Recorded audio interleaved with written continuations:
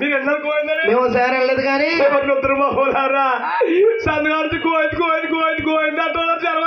ఒక బాబు మేము చూడలేదు కానీ మేము వెళ్ళలేదు. ఒకసారి నీ నోటితో వినిపించు వినిపించు వినిపించు. బలా అన్నారా బాబు? బాబు ఫీల్ అవుతామని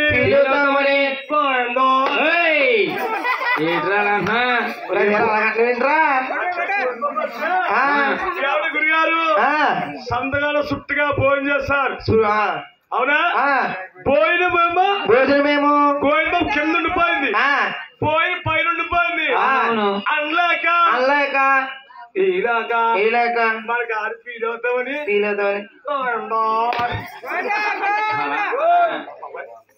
అంటే పోయిందంటే నూసులో సేదేసి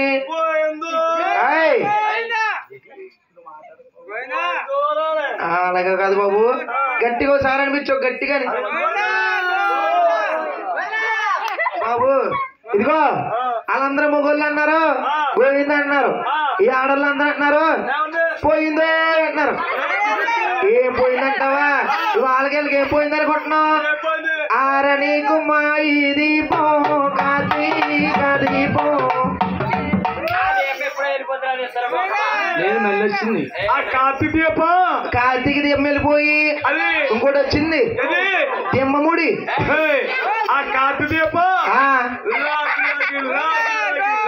వంటలక్క డాక్టర్ బాబు ఏం చేస్తున్నారు? నల్ల పిల్ల తెల్ల పిల్ల ఏం చేస్తున్నారు? అయ్యా ఆలోచిస్తున్నారు వీళ్ళందరూ బాబు.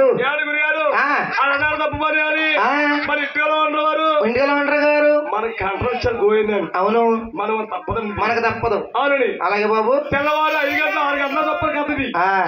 గోవింద్ అంటేనమ్మా మన గ్రామానికి సెలవా, మన బిడ్డల సెలవు తల్లి. ఒక్కసారి గోవిందను స్మరించాలి. వేడుకొండలవాడ వెంకటరమణ